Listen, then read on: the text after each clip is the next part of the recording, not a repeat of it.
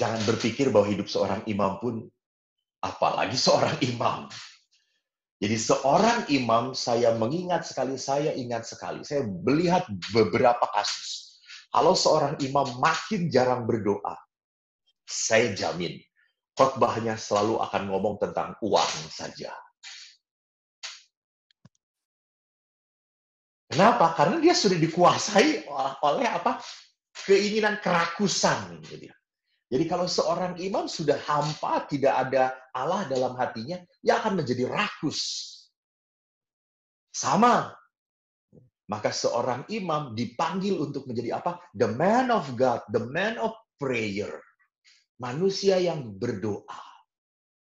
Sungguh lockdown ini menjadi sebuah kesempatan yang indah bagi kita para imam. Kita makin banyak waktu untuk mendoakan umat.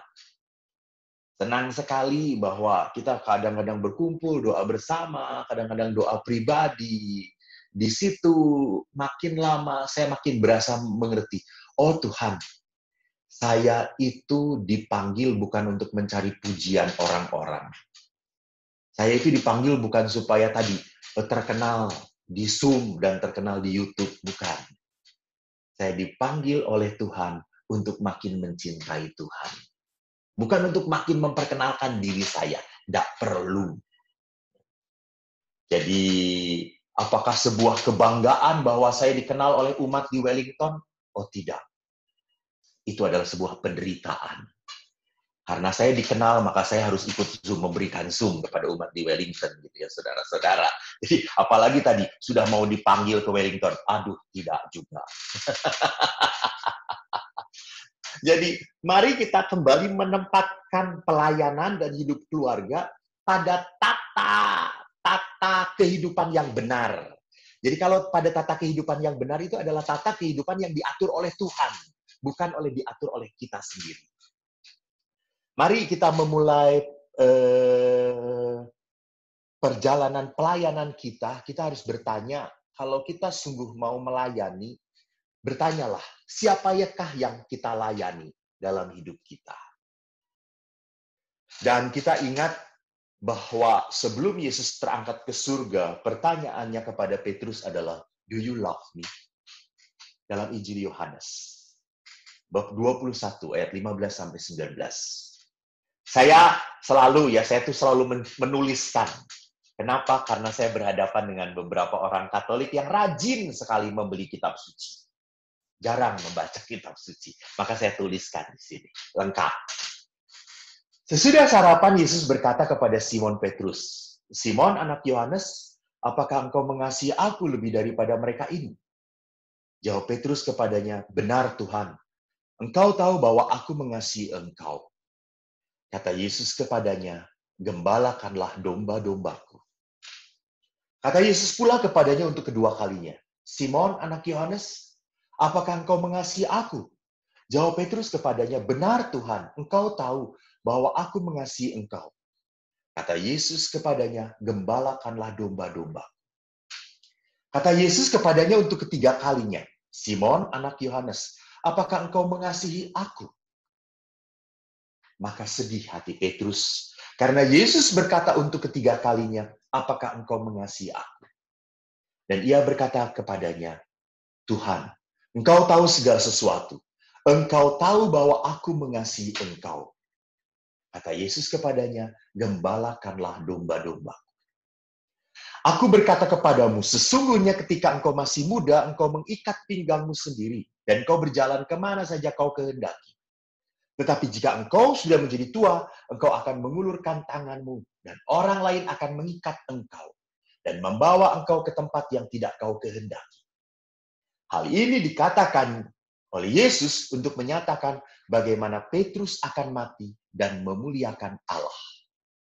Sesudah mengatakan demikian, ia berkata kepada Petrus, ikutlah aku. Saudaraku yang terkasih, mari kita lihat bahwa ini adalah pertanyaan Yesus sebelum Yesus meninggalkan para murid. Jadi pertanyaannya sangat simpel tapi mendasar. tapi mendasar. Jadi pertanyaan Yesus adalah, Petrus, apakah engkau sudah kamu sudah bisa membuat mujizat? Bukan.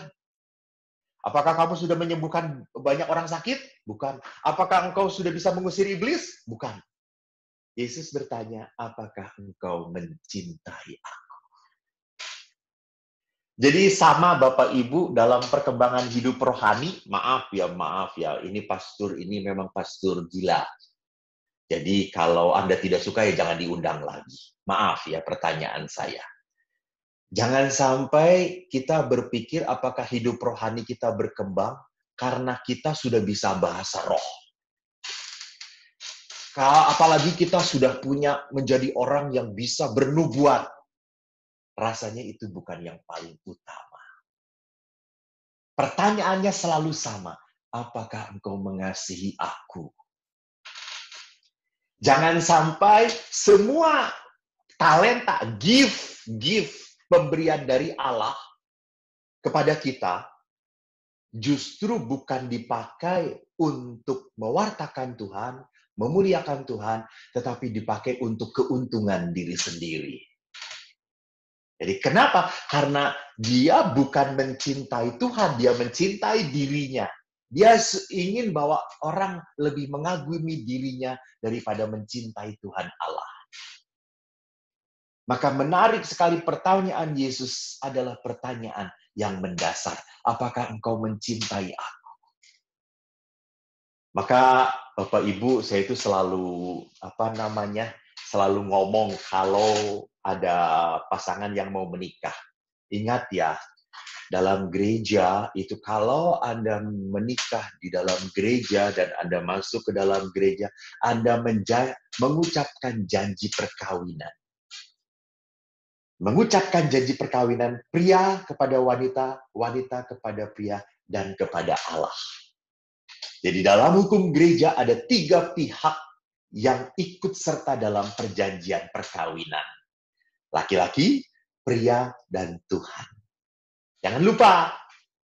Maka saya selalu, kalau ditanya oleh pasangan suami istri yang sudah sekian tahun, lalu tidak tahan. Istrinya datang, Romo, saya sudah tidak tahan dengan suami saya ingin cerai saja, boleh nggak Romo? Jangan tanya saya nggak hadir waktu kamu kawin. Tanya pada Tuhan. Nah, if God say, okay, you can be divorced. Tetapi Tuhan nggak pernah berkata apa-apa. Berarti kalau tidak berkata apa-apa, berarti artinya apa? Tidak. Jadi saudaraku yang terkasih, kalau kita menderita di dalam hidup perkawinan, saya tanyalah kepada Bapak Ibu, tolong jangan angkat tangan, karena kalau angkat tangan Anda akan ditempeleng oleh pasangan Anda. Siapa yang tidak pernah menderita dalam hidup perkawinan Anda? Tolong angkat kaki saja. Sebelum Anda dihajar oleh pasangan Anda. Pastilah. Jadi sebuah pilihan hidup, entah itu menikah ataupun hidup sendiri, selalu akan ada resiko. Dan resiko itu adalah apa? Sakit. Resiko itu adalah apa? Cross. Salib. Yang harus kita panggul. Maka pada saat kita memikul salib, kita berani memikul salib, itu berarti apa? Saya mencintai Allah. Pada saat saya tidak mau memikul salib, berarti apa? Saya terlalu mencintai diri sendiri. Saya hanya mudah menjadi orang yang mudah menangis, menggerutu, mengeluh, tidak pernah puas. Itu tanda-tanda orangnya mencintai dirinya sendiri. Tapi bukan yang sehat ya, bukan yang dikatakan oleh sehat, yang benar dikatakan oleh penginjil, oleh Yesus. Yesus kan berkata, cintailah diri sesamamu seperti engkau mencintai dirimu sendiri. Tapi bukan berarti mencintai diri seperti itu kan seperti anak kecil merengek gitu ya, ingin diperhatikan, ingin disembuhkan, ingin dihibur. Maka kalau kita kembali lagi kepada apa yang ditanyakan oleh Yesus, apakah engkau mencintai aku, maka konsep ini muncul seperti apa yang dikatakan oleh Yesus tentang mengikuti Kristus. Mengikuti Kristus kita lihat di dalam Injil Matius bab 16 ayat 24 ada 3 hal. Menyangkal diri, memikul salibnya, dan mengikuti aku. Apa itu menyangkal diri? Satu, saya senang kalau bercerita tentang menyangkal diri. Orang menyangkal diri itu adalah orang yang berusaha untuk melakukan hal yang sebetulnya tidak dia sukai. Melakukan sesuatu yang sebetulnya ingin dia hindari. Tadi misalnya Bapak Mike tadi, Bapak Mike Danu kan berkata, saya sudah menjadi ketua KKI ya Pak ya? KKIW. Ketua KKIW. Berapa puluh tahun Pak? 20 tahun ini. 20 tahun lah. Hanya 3 tahun saja loh. Tadi misalnya, Bapak Mike mengatakan, saya sudah 3 tahun menjadi ketua KKIW. Ayo siapa yang mau jadi ketua KKIW, silakan angkat tangan. Pasti semuanya saya yakin menundukkan diri. Tapi karena Bapak Mike menjadi pengikut Kristus yang setia, mau menyangkal diri, Bapak Mike mengatakan, memang jabatan ini tidak enak, memang jabatan ini tidak memberikan apa-apa, tapi saya tetap mau untuk yang kedua kalinya menjadi ketua KKIW. Itu menyangkal diri, saudara-saudara. Amin, saudara-saudara. Setuju? Bagus. Amin. Romo kalau ngomong kayak begitu malah nggak ada yang mau jadi ketua berikutnya, Romo. Ingat Pak Mike, tenang, ada waktu Tuhan, bukan waktu kita, gitu. Jadi memang orang justru pada saat saya tidak mau, malah saya lakukan. Itu menyangkal diri. Jadi menyangkal diri itu membuat orang menjadi lembut hati, bukan membuat orang jadi keras hatinya. Jadi misalnya juga, saya jengkel dengan suami saya. Hari ini tuh sebetulnya saya nggak mau nyapa dia. Kesel banget. Tadi malam gue udah dicuekin. Saya ngobrol, dia malah tidur. Gue cerita, dia malah ngorok. Udah gitu ngoroknya keras, sampai saya nggak bisa tidur. Pokoknya pagi ini saya nggak mau nyapa dia. Kesel. Tetapi apa yang terjadi? Orang menyangkal diri adalah melembutkan hati. Walaupun malam sudah dibuat jengkel, pagi itu Anda justru membuatkan makanan yang terenak untuk pasangan Anda. Anda berikan yang terbaik untuk dia. Ini menyangkal diri. Ini melembutkan hati. Bukan mengeraskan hati. Saya pun sama. Saya belajar hidup dengan imam-imam. Dulu waktu saya 25 tahun, saya bertugas di rumah retret. Setelah 25 tahun bertugas di rumah retret, saya pindah ke tebing tinggi 1,5 tahun. Lalu baru 1,5 tahun saya pindah ke sini, karena apa? Karena saya diminta untuk membangun rumah retret di sekitar Tangerang ini. Hanya yang menarik, waktu saya pindah, saya tinggal dengan beberapa teman yang notabene tidak terlalu cocok dengan saya. Lalu mereka kalau udah makan pergi begitu saja. Saya mencoba untuk beres-beresin.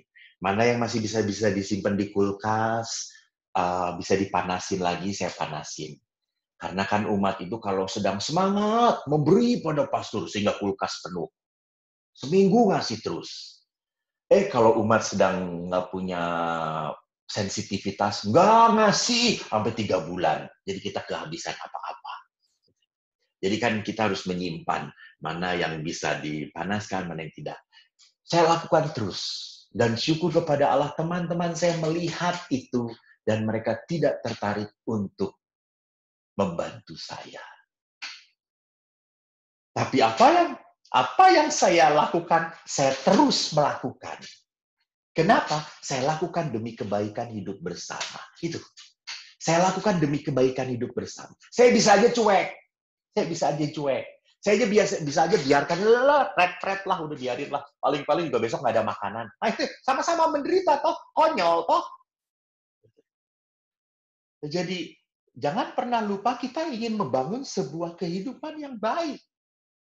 Jadi kalau tidak bisa membangun kehidupan yang baik, bukan hanya demi saya, demi semuanya, saya harus berani menyangkal diri. Yaitu apa? Kemampuan dan cara menyangkal diri adalah apa? Cara Tuhan melembutkan hati kita.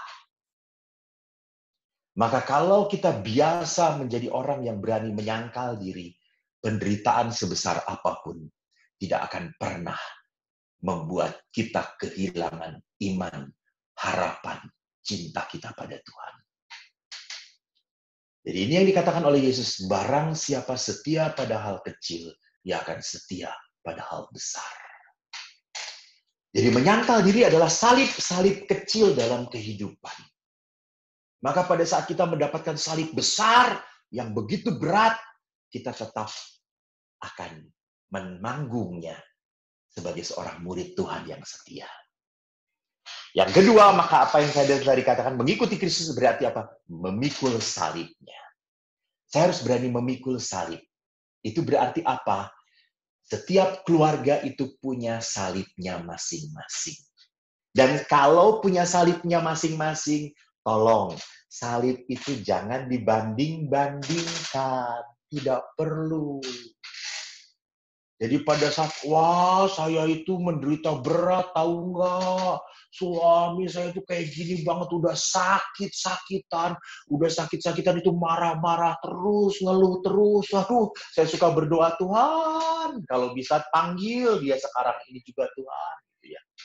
Tetapi Tuhan berkata pada dalam doa saya, enggak, dia akan makin lama hidupnya. Modar nggak kita berdoa seperti itu, gitu ya. Jadi, saudaraku yang terkasih, salib itu bukan untuk dibanding-bandingkan. Mana yang lebih berat, mana yang lebih ringan. Nah, salib itu untuk kita pikul, untuk kita panggul. Setiap orang, sekali lagi, penderitaan itu, berat atau tidak, tergantung apa? Tergantung kerelaan. Walaupun kecil, tapi kalau nggak rela, ya jadi berat.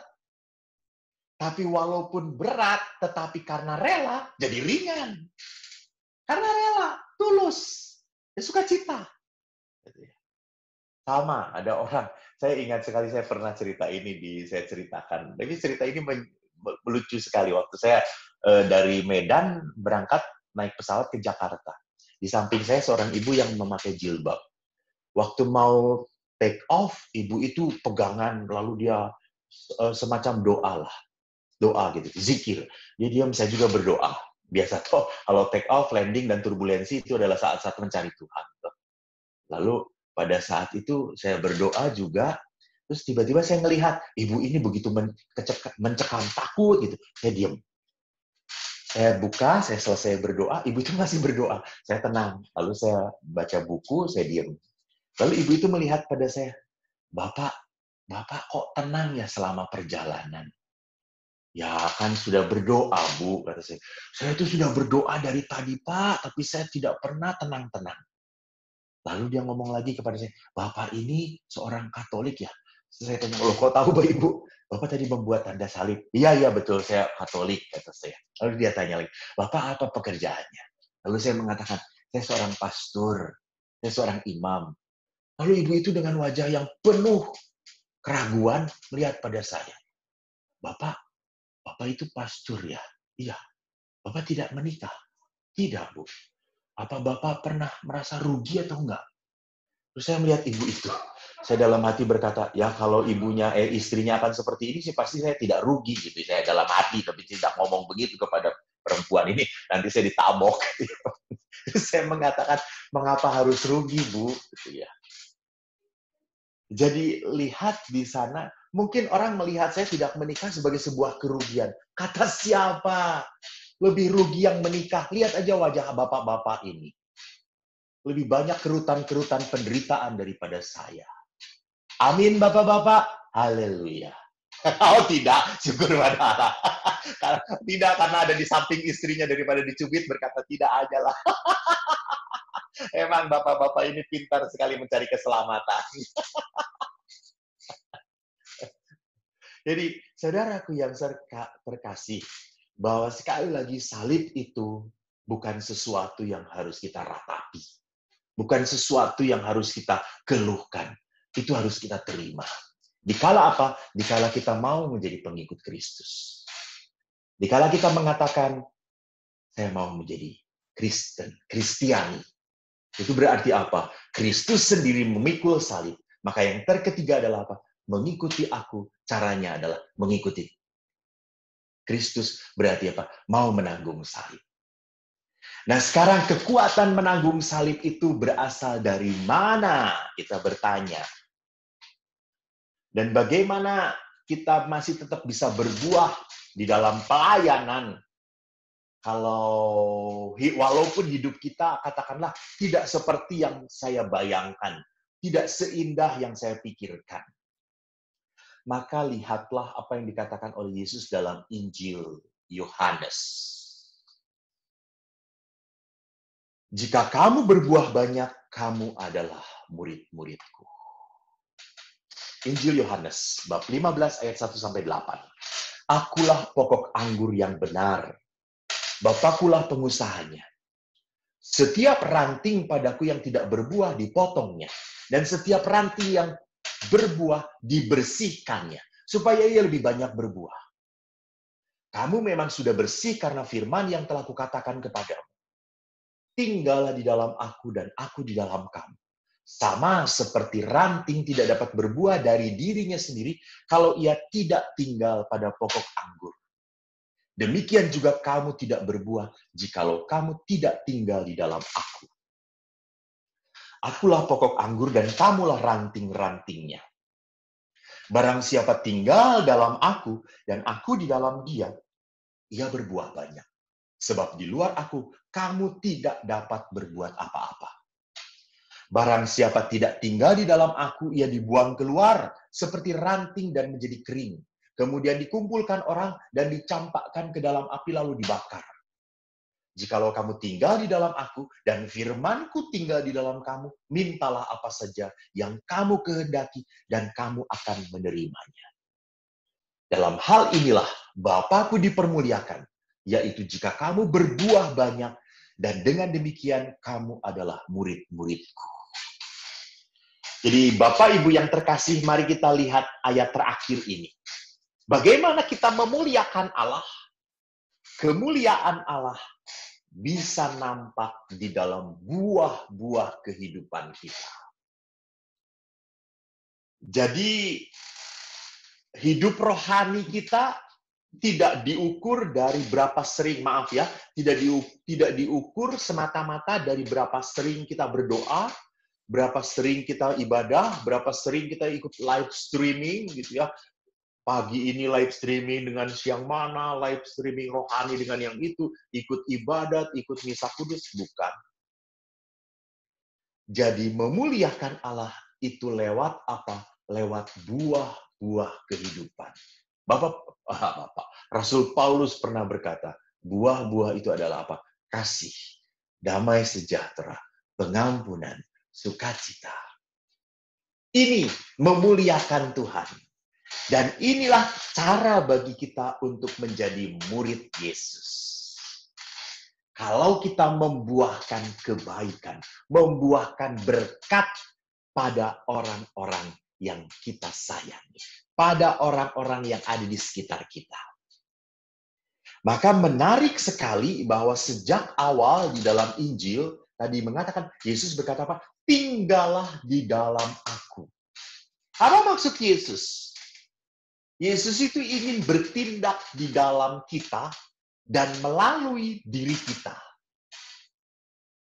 Jadi ingat ini prosesnya ya. Jangan loncat. Bukan hanya Yesus itu mau bertindak melalui kita. Sebelum itu, Yesus mau bertindak di dalam diri kita. Maka kan kalau kita kembali refleksikan dengan apa yang dikatakan oleh Yesus, balok di dalam matamu, cungkil dahulu sebelum kamu mengeluarkan selumbar pada mata orang lain. Jadi sebelum kita bisa menjadi penyalur berkat bagi orang lain, saya harus bisa menjadi seseorang yang sungguh diolah oleh Tuhan hidup saya. Jadi maaf sekali, menjadi sebuah omong kosong yang besar dalam pelayanan kalau orang itu tidak pernah mengolah hidup rohaninya. Jadi orang itu harus bentrok dulu dengan Yesus. Hidupnya, dirinya harus dibenturkan dulu dengan nilai-nilai Kristiani. Gue sudah benar belum? Gue sudah baik belum? Saya sudah ada perkembangan iman atau belum? Sudah ada pertumbuhan rohani atau belum? Baru kalau kita betul-betul bagus dibentuk oleh Tuhan, maka Allah bisa bekerja melalui diri kita. Sama toh, kalau selang itu kan menyalurkan air dari keran ke misalnya ke taman. Tapi kalau selangnya mampet terlalu banyak lumut gitu ya karena dijemur, karena kan kalau selang itu seringkali dijemur, didiamkan, banyak lumutnya, dari kerannya besar keluarnya hanya menetes. Jadi yang salah bukan kerannya, bukan. Tetapi apa? Selangnya ini ada sesuatu yang tidak beres. Maka sama, kenapa saya tidak bisa menyalurkan kasih saya kepada pasangan saya? Karena hati saya menumpuk kemarahan, kejengkelan, memori-memori yang menyakitkan. Maka pada saat ada undangan untuk mencintai suami saya, nggak bisa. Karena apa? Karena terhambat oleh batin yang masih nyesek, masih jengkel, masih marah, masih nggak suka. Jadi tangan berkat Allah pada pasangan Anda tidak nyampe. Karena apa? Allah belum bertindak dengan hidup batin kita. Jadi hidup batin kita masih dipenuhi dengan hal-hal yang menghambat cinta kita pada orang lain. Maka di situ penting sekali bahwa Yesus harus bertindak dulu dalam hidup saya, dalam diri saya. Saya harus dibebaskan dahulu dari apa? Dari luka-luka kehidupan. Maka pada saat kita bisa membereskan, kita akan menjadi jalan sarana rahmat bagi orang lain. Sarana berkat bagi orang lain. Kita bisa menjadi sarana berkat bagi orang lain. Kalau tadi dikatakan, tinggallah di dalam aku adalah sebuah undangan dari Allah untuk merasakan cintanya. Jadi kita itu akhirnya nanti melayani, entah itu pelayanan sebagai keluarga atau di pelayanan kepada keluarga, bukan karena takut dosa, karena bukan takut neraka, tetapi karena saya melayani, karena apa? Karena Allah sudah mencintai saya. Maka kata-kata Yesus adalah apa? Tinggallah di dalam aku. Tinggal di dalam aku. Orang itu perlu sekali untuk apa? Tinggal di dalam Tuhan. Mengambil waktu untuk tenang. Apa tinggal di dalam Allah? Yaitu yang dilakukan oleh Yesus toh. Berjam-jam dia berdoa. Pagi-pagi benar Yesus sudah diam berdoa. Bahkan sebelum berkarya 40 hari 40 malam Yesus berdoa dan berpuasa sebelum memulai karyanya. Tinggal di dalam Allah. Bahkan setelah dibaptis pun dia keluar. Jadi setelah Yesus mengalami puasa lalu dibawa oleh Roh Kudus, maka dia dibaptis oleh Yohanes Pembaptis dan kata-kata Allah adalah apa? Inilah anak yang kukasih. Jadi buah dari orang tinggal di dalam Allah adalah apa? Pernyataan Bapa yang mengatakan inilah anak yang kukasihi. Jadi sukacita orang yang tinggal di dalam Allah adalah sukacita karena Allah mengasihi saya. Apapun, seperti apapun. Dan akhirnya supaya kita tinggal dan berbuah, jangan pernah lupa kita harus rela untuk dipotong dan dibersihkan. Apa maksudnya?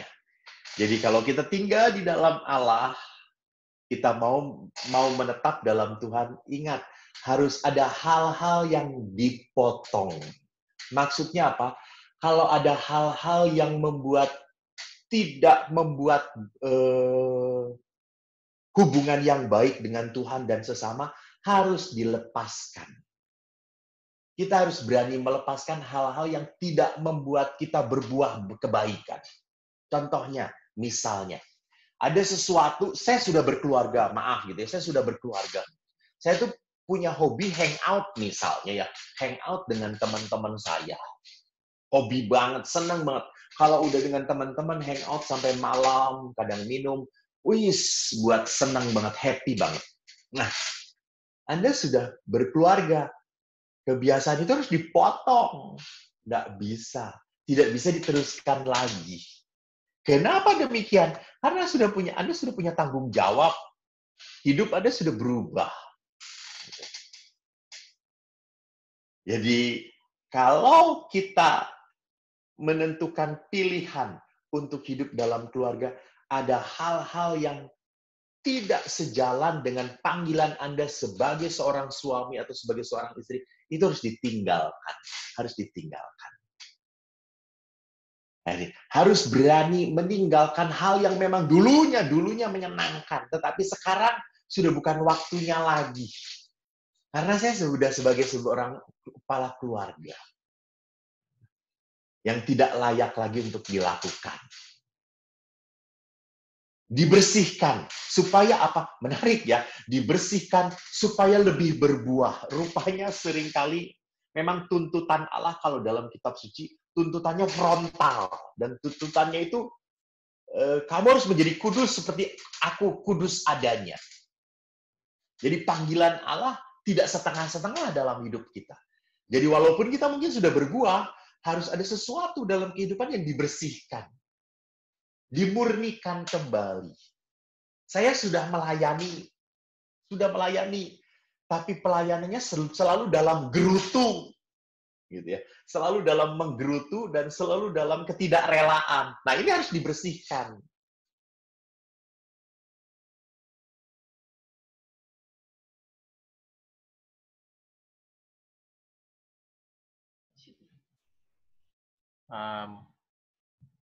Romo? Halo? Oh no. Oh no. Artinya apa? Dimurnikan. Sama saya menjadi imam. Gitu. Pilihan saya sejak kecil ingin menjadi seorang imam.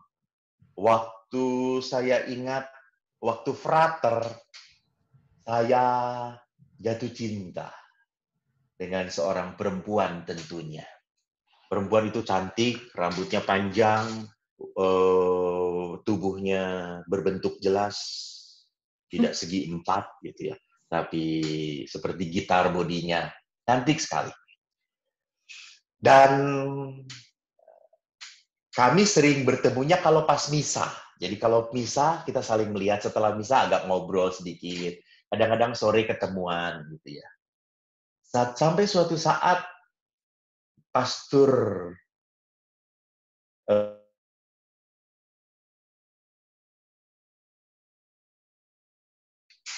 lalu dia panggil saya, Eko, kamu pacaran ya? Tidak, kata saya, kan namanya manusia, langsung ngeles duluan, toh. Tidak, kata saya. Bohong. Enggak, kata saya.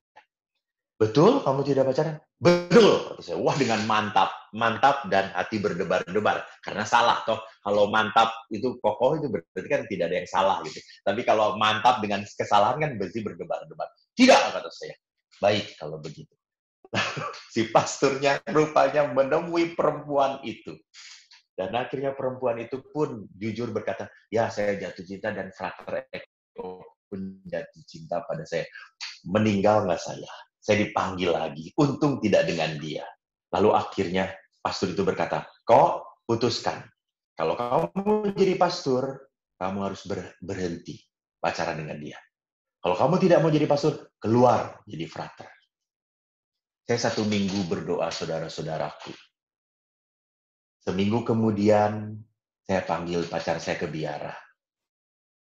Lalu akhirnya saya mengatakan, saya mau jadi pastor. Kita selesai. Dan dia menangis. Saya tidak menangis. Dia pulang, baru saya menangis. Karena saya kehilangan, toh, gitu ya. Jadi, saudara yang terkasih, kalau saya mau menjadi imam, ya saya tidak pernah boleh mempunyai hubungan eksklusif dengan satu wanita. Saya harus menjadi the man for others. Itu dipotong, dibersihkan. Saya harus merelakan. Saya mau jadi pastor. Sama pada saat seseorang pun ada yang mau memberi sesuatu. Romo, ini mau nggak? Lalu saya berpikir, ini apakah layak dipakai oleh seorang pastor atau tidak? Kalau saya mengatakan tidak layak dipakai oleh seorang pastor, aduh, janganlah, jangan. Gitu. Saya nggak enak makainya, gitu ya. Nggak nyaman makainya. Misalnya, masa pastor pakainya Rolex? Waduh. Anda tahu umat bibirnya berapa? Oh, bunyi. Gitu ya. Sampai meninggal pun mungkin akan diomongin terus. Itu pastor dulunya pakai Rolex. Gitu ya. Mendingan itu Rolex gua taruh di Capex biar nggak ketahuan. Gitu ya. Yes. Lihat saudara-saudaraku yang terkasih. Saya harus mengerti semua dalam kehidupan harus sejalan dengan panggilan kita. Yang terakhir sebelum Anda nanti, dan ini kan sudah diperingatkan bahwa habis waktunya.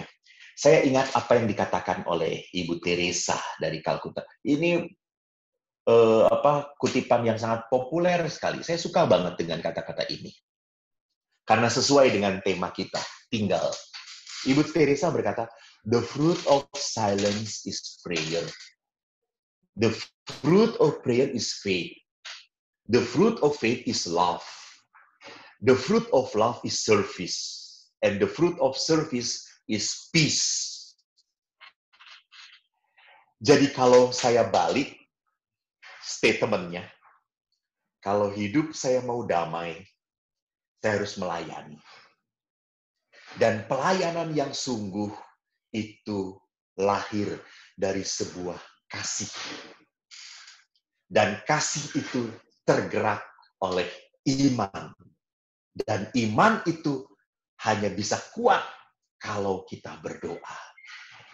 Dan kita berdoa kalau kita bisa menenangkan diri kita. Kalau masih terlalu banyak keinginan, kalau masih terlalu banyak kemauan, hati kita belum tenang. Doa-doa kita pun selalu akan memperlihatkan kerakusan kita. Jadi doa yang sesungguhnya adalah doa yang lahir dari jiwa yang tenang. Jadi saudara-saudariku yang terkasih, kalau saya boleh menutup permenungan kita, pelayanan itu bukan sebuah pilihan. Bukan. Saya mau melayani atau tidak. Bukan. Pelayanan itu adalah sebuah panggilan. Karena ini sebuah panggilan, pelayanan ini sebuah kewajiban. Kalau kita mau menjadi murid Kristus, Kristus itu selalu ingin melakukan sesuatu di dalam Anda dan melalui Anda. Terima kasih. Tuhan memberkati. Shalom.